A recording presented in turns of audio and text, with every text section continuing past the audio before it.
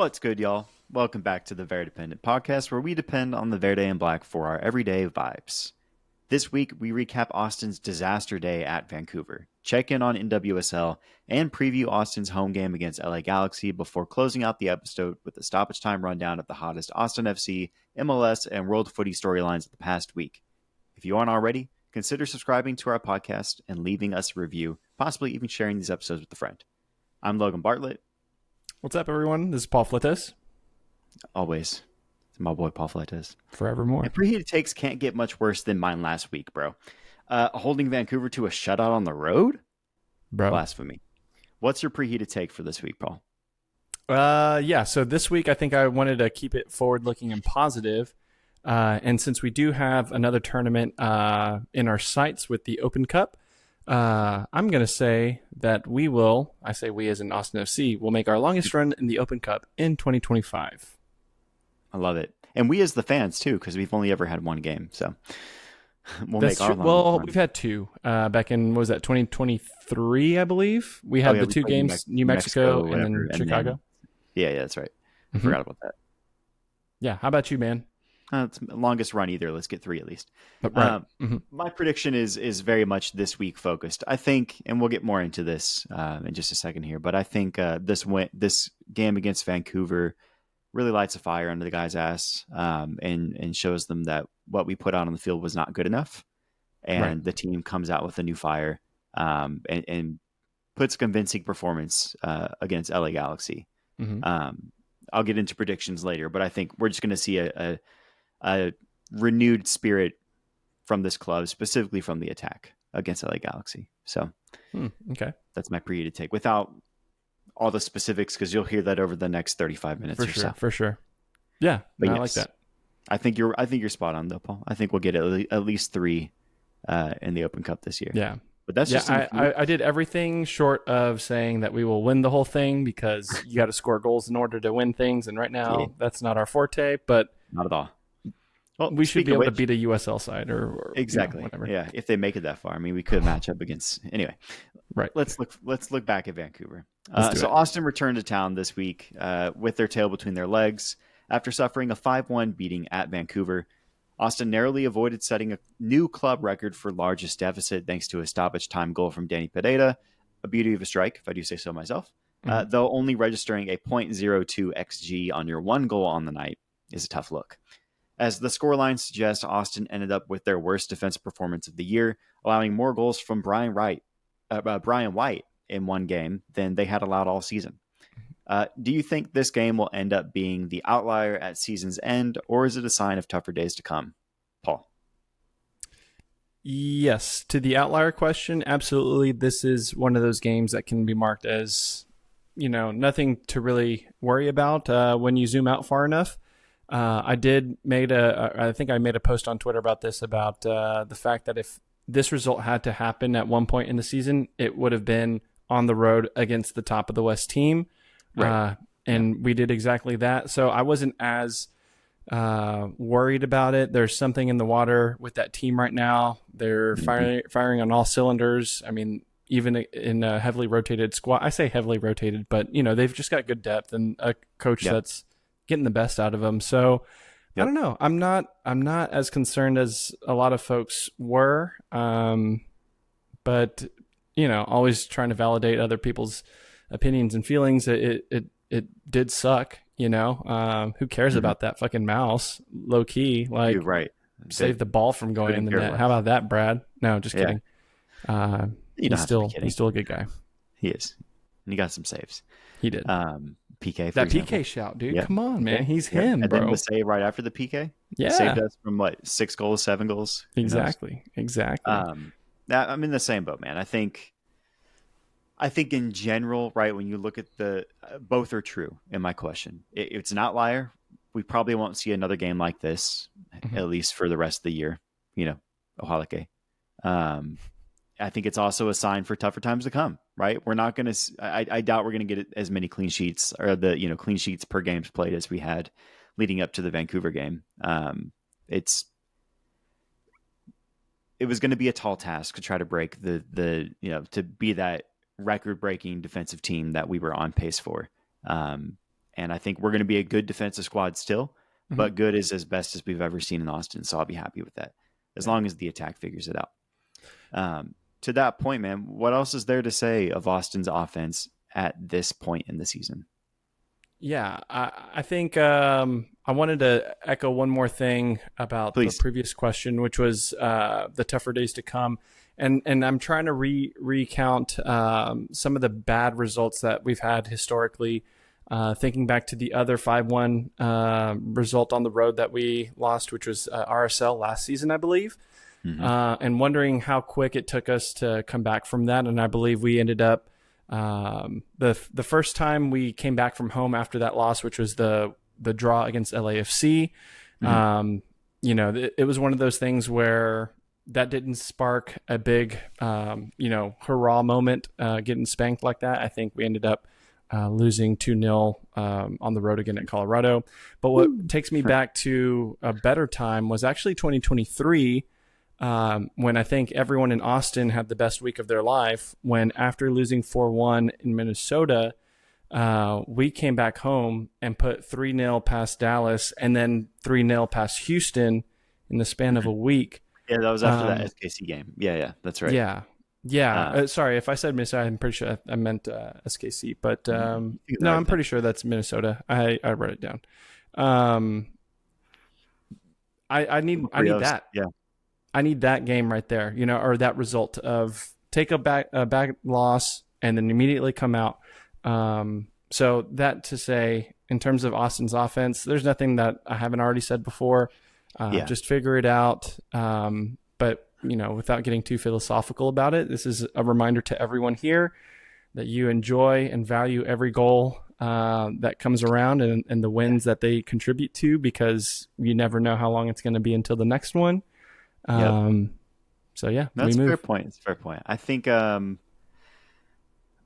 think if folks, I feel a bit this way, and I'm a little more hopeful than others may feel at times. Or I dwell on it less. But if folks feel down about this offense right now and about the tactics that we're running, I totally empathize, because we're seeing the worst of wolf ball in front of us at times. And where it's just like, hey, let's get the ball 40 yards out to our left back and sling crosses in to 5-10 guys. Except now we have Brandon Vasquez, but for some reason he can't get his head on any cross. Right. And he's 6'4" or something like that. So, ideally this is the lineup you want. Uzuni, who has like a 40-inch vertical, and Brandon Vasquez, who's, 9'6" in the air. You'd rather have those two guys jumping around, but it's still not working. For whatever reason. It's ironic at this point, isn't it? It is. Yeah. It's like, I mean, if you were to do it with any lineup we've ever had, this is the one you want. Yeah. And even then we still can't get a goal off a cross, do we even have a header goal yet outside of a corner? Outside of a corner. I don't think so. Yeah, in the run of play. Yeah. We barely have any goals in the run of play anyway, but yeah, all that to say is right. It's just like, it does feel like, a Groundhog Day nightmare watching over and over and over again. It's like, great, more crosses that don't connect. Yeah. What is that? Year 5 now? Sweet. So hopefully we see something a little more creative, right? Vancouver, very creative, but 20 something shots, 11 shots on target, 5 goals. Be careful though, because they did score on some crosses. They did, but they create a lot more space around those crosses and not just treat it like a free kick, which is pretty much how we play offense. Is like, let's line up for a free kick. Okay, cool. Right. It didn't work again, except it's the run of play. There's one thing about a cross on a counter when people are sprinting and the defense is backpedaling, and a cross when there's 9 guys in the box on defense. So excellent point. Brendan Hines-Ike said in so many words that this loss will be a defining moment for this squad, and it serves as an opportunity for the team to come together and prove their resolve. Do the guys seize this opportunity?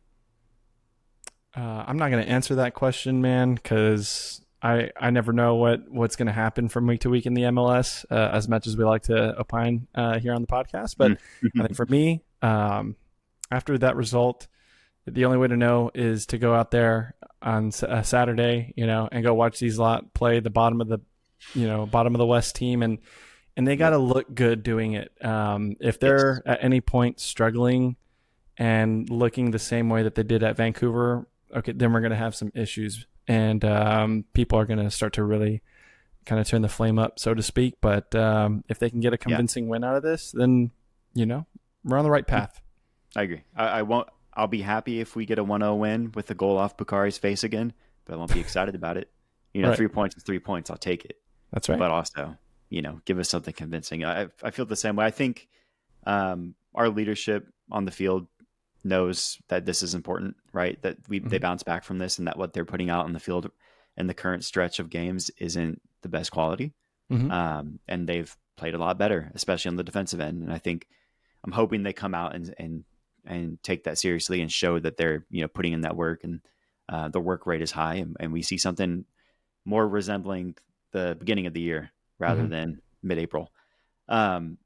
In the post-match presser, Nico Estevez took the blame, saying he needs to do a better job of setting up the guys for success. A coach taking the blame in Austin? What? We truly are blessed, bro. It's crazy. Yeah. Thoughts on this response from Nico? Yeah, it's great, man. Like, put the fries in the bag type beat, like, with all due respect, I think it's great that he's saying the right things, because we've never really had that here in Austin. But I think to draw back to comparisons against 2022, right, and kind of going back to that talk of, bouncing back from really big losses back in 22 when we lost 4-1 away at Galaxy. The following result was a road win at Montreal, 1-0. So if he can match that right there off rip, then okay, the words are good, the action is better. But I think we're due for the best comeback in Austin FC history in terms of just like form, where we take a big loss and then actually do something positive from it. Because we've never really seen that yet, other than the 2 wins against our rivals 2 years ago, which is great. I want to see that spirit. Yeah. I think that's a great way to summarize it right there. It's just like, go out and prove it, man. Like, congrats, you passed the media training. Right. Fuck yeah. We appreciate that. Truly, we really do. Yeah. Now let's prove it, right? Just don't give us lip speak, give us results. Yeah. And so I'm hopeful. I truly am hopeful. Let's move on from that, right? We could dwell on that all day. I have more thoughts on the offense, but I'll give the boys a chance to show out at home for a midday game. Right. Let's check in on the NWSL, man. It's been a month. Yeah. More games have happened. Let's see what's going on. Through 4 matches, 3 teams remain undefeated. Orlando Pride and KC Current both sit pretty with 12 points apiece, and Angel City are not far behind with 8 points, 2 wins, 2 draws. Orlando faced third-place Washington Spirit this weekend, while KC hosts your Houston Dash, who are struggling to start the campaign, Paul. KC Current seemed to have the easier matchup this weekend, respectfully. Right. Can the Dash play spoiler? Can they? Sure. Will they? That's a different question. I feel like KC is just way too hot right now to really counter them. But if they can walk out of there with a point, that's good for Dash fans. Sure. But you never know. These teams always have a surprise up their sleeve at one point or another in the season, so that might be the one. Just 4 games in, right? So it's really they still have time to prove what they're going to do for the rest of the season. Right. There's some good news, right? Maggie Graham, midfielder for Houston, wins Rookie of the Month. That's good. Yeah. That's a positive, right? Maybe she plays spoiler. Maybe she carries the team. Who knows? Yeah. Yeah. Some exciting news for many U.S. women's national team fans and NWSL fans by and large. Midge Purse made her return to the field after a year of being sidelined with an ACL injury that kept her out of the World Cup. She made her debut this past weekend. Many are excited for that. It's Gotham City, yeah? So she plays for Gotham. Yeah, Gotham. Mm-hmm. Yeah. That's exciting. Yeah. Having U.S. Women's National Team royalty back. Yeah, man. I mean, 2023 NWSL MVP, I'm pretty sure, also. So it is a big deal. MVP. Yeah. Yeah. That's right. Yeah, man. Many are excited. I know she teased her return some weeks back on a podcast circuit with her old microphone partner during the Olympics. They talked about it, and she said soon, I can't say anything, and then here we are. So many are excited. It's good to see. Exactly. Looking at the other coast, my San Diego Wave are also off to a tough start. They sit just above Houston on goals for. They have one more goal, same goal differential, same exact record. but we're just a little bit better. What can I say? Though, to be fair, their last 2 matchups were against Orlando and KC Current, right? Both undefeated, both on a tear. Mm-hmm. So no schedule is easy in NWSL, but San Diego's slate becomes more favorable moving forward, in my opinion. Mm-hmm. Do you think they have what it takes to turn it around? Yeah, I think your point is excellent about having faced Orlando and KC, early on. They'll have to do it again, 2 more times in the season. Yes. But I think for now, this stretch is going to look favorable. So I don't know, man. I think for Wave, I think it's a lot of just trying to figure out the creative process in that middle third for them. Because they do have finishers. It's just a matter of they're almost facing kind of like a Austin FC struggle right now, where it's like you have proven goal scorers, but it's like, how are you able to take the transition from wherever you are in the middle to, that 18-yard box? But and they have good. I mean, they have great talent on the team, right? One of the newcomers who splits her time in the midfield, Gia Corley, she was named to the best 11 for the month, right? That's a positive, right? And she can continue that development, and she has great players around her, right? Like you're saying, proven goal scorers, NWSL talent, who know the league, who know the systems. They could turn it around pretty easily. Yeah, I feel confident. We have a good team, and I think the pieces are there and it'll come together. But still, tough start to the year. All our teams are down bad right now. It seems like, except for Chelsea Women's, of course. We'll get to that. But perfect. Well, let's take a quick break, and we'll come back, hear about Memento, and then we'll talk about this here LA Galaxy game. Let's do it. Yeah.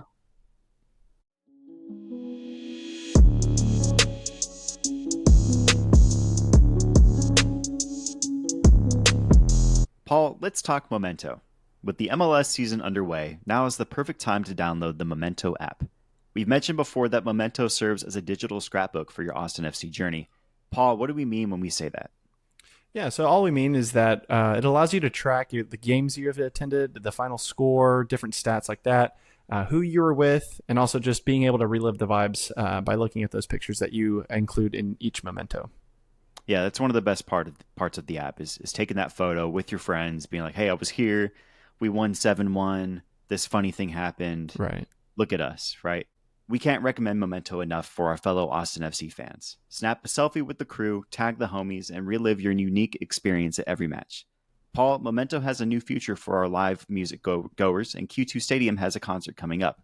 Tell us more. Yeah, so Rufus Du Sol is supposed to be coming into town in late April, and so we're excited to add that Memento for that concert because, like you said, it's going to be at Q2.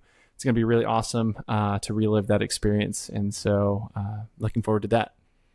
Yeah, and pretty much every festival, concert, etc. that you can think of at a official venue is in Memento, so you can do the same process, snap a photo, take a video, put it in there, tell us who you're with. We have a unique link that helps the podcast when you use it to download Memento. It'll be in the description of this video, and it is in our link tree, which you can find on Twitter, Instagram, and Blue Sky in our bios.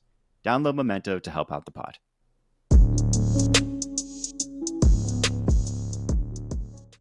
And we're back. This Saturday, Austin hosts LA Galaxy for a 12:45 p.m. kickoff.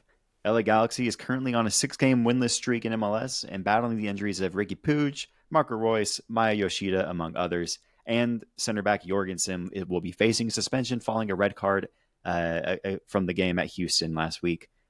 Given Austin's own winless streak, Paul, does any of this give you confidence looking ahead to Saturday? Well, it's funny that you mentioned Austin's streak because it's just been 2 results that we haven't won yet. I would consider 3 a streak. 2 is just a small little trend. So let's not poke the hive there. But all that to say is, I don't know, man. I think with all of that you mentioned, the suspensions, the injuries, and what have you, the lack of form, I was still surprised that they were even involved as far as they were in CONCACAF Champions Cup before losing out. But everything seems a little bit deflated right now with the Galaxy. Hopefully we can take advantage of that, but just a friendly reminder to everyone that the historical head-to-head matchup highly favors LA Galaxy with 5 wins to our 2. So again, this is one of those matchups that where I feel like anything can happen, Yeah. No, no matter where they are in the standings. So, yeah, that's a long way of saying not really, but maybe. Yeah, yeah. I mean, they're bottom of the barrel this year, right? Yeah. Bottom of the standings. Some can blame that on injuries. Some could blame it on a congested schedule to start the year. But I do want to point out, I think the Vancouver loss counts as 2 losses in my heart, because 5, it was pretty much, it might as well have been an 8-0 loss, you know? Sure. If not for some Stuber theatrics and Denny Pedetta saying F it, Right. It'd be 5-0. Yeah. All that to say is, though, no, you're right. It's just 2 games we haven't won, but they've been some stinkers. True. I think we have, again, I was kind of speaking on this for the preheated take, right?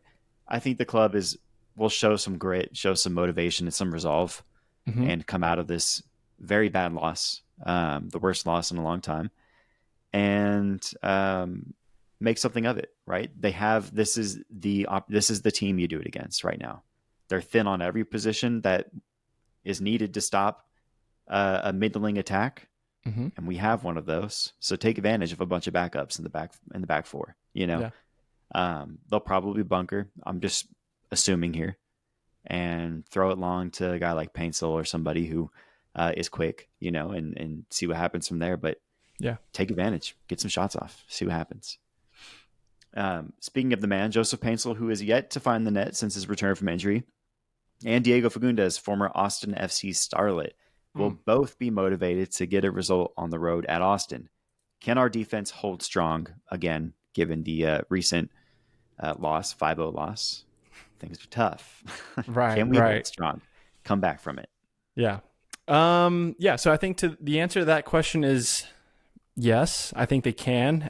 If they remember how they defended on the road at LAFC and also like on the road against St. Louis, and honestly, even at home last time against Portland, because those were good defensive outings, I would say, from Austin's perspective. Again, it's going to be a matter of how creative can we get to find our attacking, players and deliver them the opportunities that they need to put the ball, in the net. And if we can do that, my prediction for this one, I'll go ahead and say this now, is not a numerical one, but it's whoever scores first is going to win the game. That's how I feel about this one. So I think that's fair, man. It sucks that we're in this mindset because, it's a good reminder that LA Galaxy have yet to win a game in MLS. But they've scored goals. They have scored goals, but they've yet to win a game. They have 3 points on the year, right? These are all things that you look at as a alley-oop game, right? Just toss it up for you and you hit it out of the park and you win it, And it's unfortunate that offensively we don't have the confidence to say like, yeah, we'll win this game. Right. It'd be easy, right? Our defense will shut these dudes down and we'll go out and get a few goals and make it an easy night, right? Yes. Again, the question was about the defense, though. I think I will be disappointed if we allow more than a fluke goal, a la the David Da Costa free kick that bounces in against Portland in the first game, right?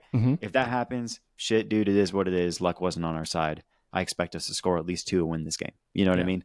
All that to say, though, I'm going to keep strong and say that we get a shutout against a team that we should shut out. Okay. And we win this 2-0. Nice. I know it's crazy.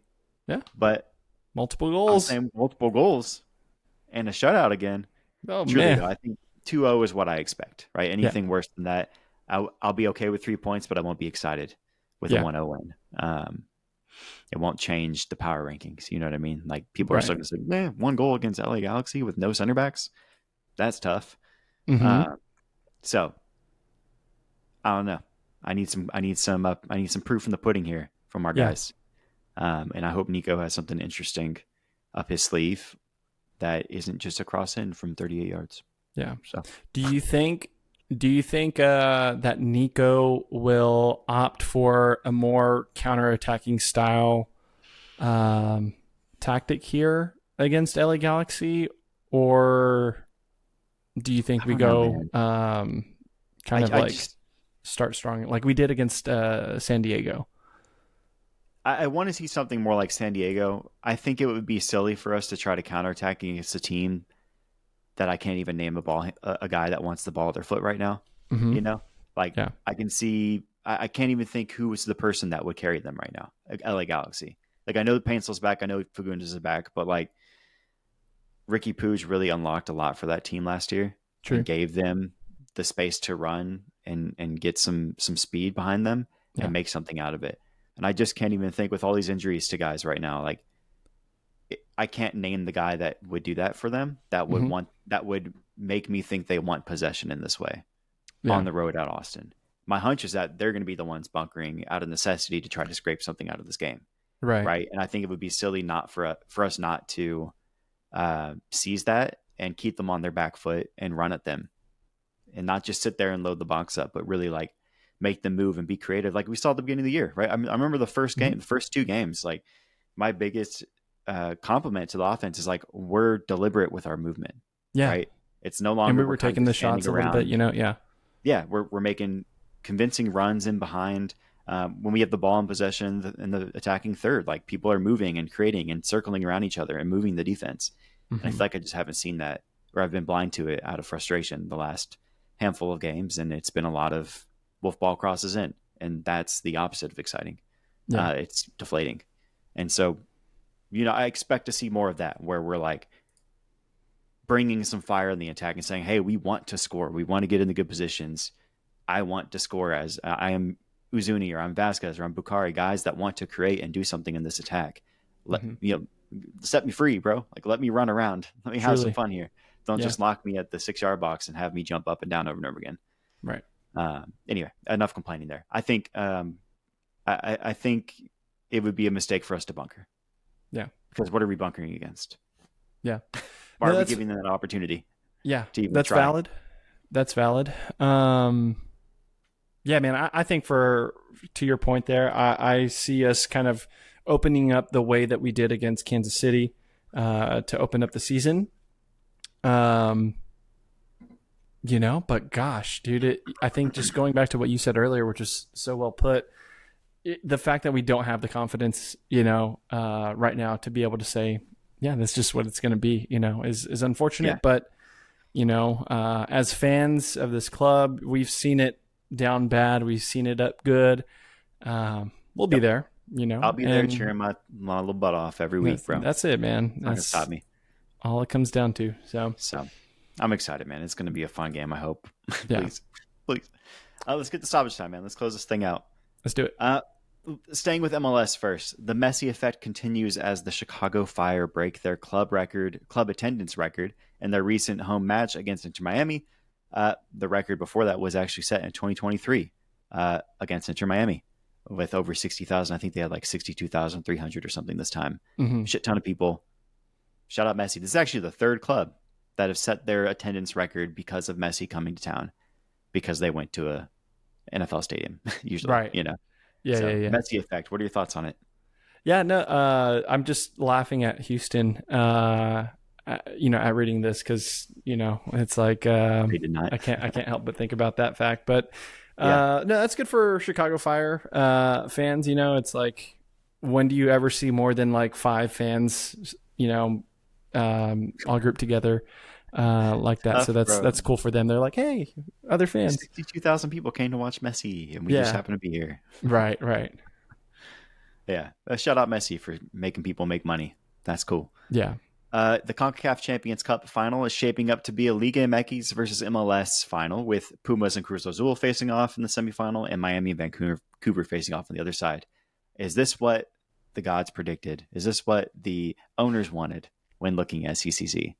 Right. Yeah, I guess so. I mean, it is a very good marquee setup there, but I don't know, bro. Like, I think it's just the fact that I don't want to sound like I'm some chump that's like, oh, this team beat my team real bad now, and so like now I got to like overly respect them. To be fair, I've been knowing about Vancouver, bro. They've been kind of being our bully for the longest. They might have what it takes to like be the next MLS club to win this whole thing. Hey, it's possible, man. I could see them taking Miami down, although Miami has been prioritizing these kind of things. So yeah, I expect Messi to show out. But I hate Miami. I know you do, buddy. I know you do. It's okay. It's going to be okay. We don't play them this year. We're good. Yeah, that's fair. Unless you make it to the final, then we might. But I think, shout out. Little Leagues Cup preview right here. Mm-hmm. That's what it feels like. Yeah. So, hell yeah, dude. Shout out Miami. I don't want to, ride Vancouver too hard here either, but they're a good team. And it's fun that they're kind of a team by committee, right? Outside of Brian White's big game. Yeah. But they're kind of like that committee, kind of like Columbus a couple years ago. Obviously like Cucho, but same kind of vibe where it's very much like just a team effort, good management. Mm-hmm. It's what MLS should be. So that's what's up. Yeah. Looking to Champions League, Inter Milan host Bayern Munich for leg 2 of the the semifinals after stealing a 2-1 W on the road at Bayern. Bayern's shorthanded is the news on the street with injuries, and people expect Inter to take care of business. What do you think? Yeah, I'm kind of with people here. I think I am people, actually. I do expect Inter Milan to take this one. So, yeah. That'd be a win for our league correspondents right there. That would be. Yeah, I think, shout out. I think this is good given that, was it Italy that just lost the 5th spot for Champions League? Yeah, I think so. Yeah. Italy and Spain were the extra spot, whatever they want to call it. England got the 5th spot based on their performance. I think it was Arsenal's win against Real Madrid that settled it. But I believe Italy is the one losing that spot. So, shout out Inter being like, hey, we're good. I promise. Right. We'll still be here. We'll bring it back. Yeah. Let's look at J-League.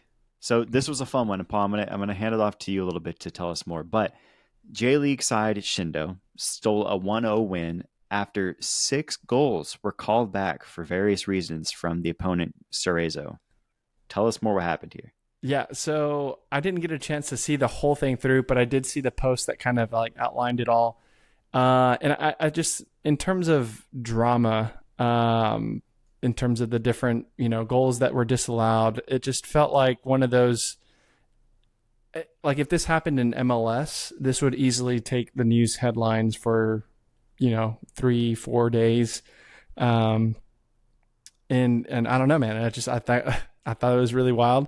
But that's how it is. That's how it is in J-League. Kind of like what you were saying. It's like there's not really like a down spell, so to speak. I mean, the intrigue is there. Yeah. And I want to point out, I misspoke. The Kashima Antlers, Shindo, the player, is Shindo for Kashima Antlers. They're the one that stole the win there. It was tough, man. You saw 6 goals called back. It was like, 82 minutes offside, 85 minutes offside, 88 minutes called back, 92 penalty overturned, like all these things, like whatever it was. And they stole it at the death.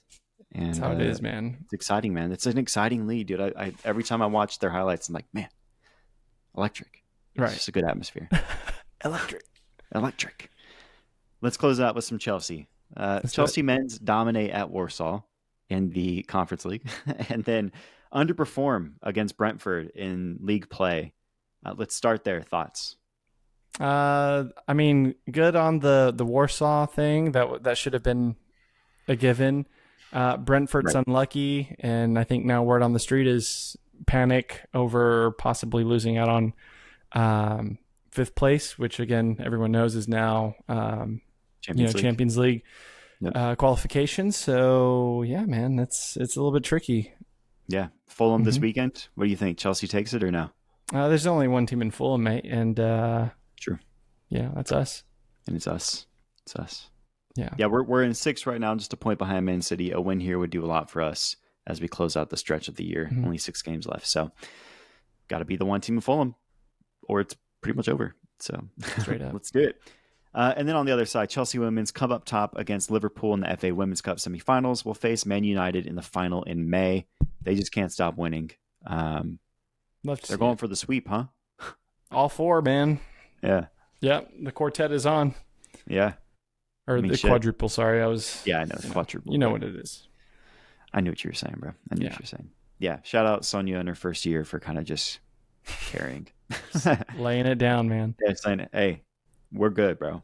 Yeah. Emma's doing her thing over there. We're good Right, over right, here. right. Let's close it out, man. We appreciate y'all kicking it with us on this week's episode of the Verdependent podcast.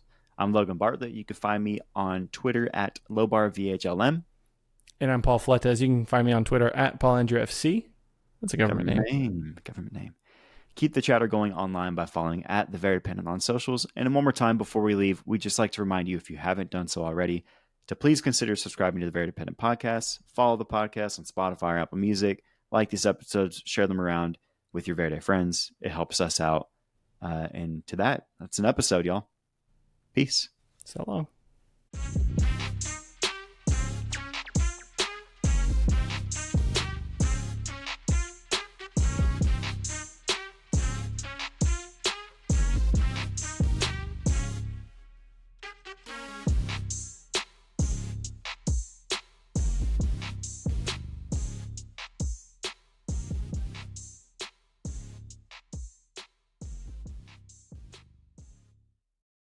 Oh, why are you screaming at me? Oh my God.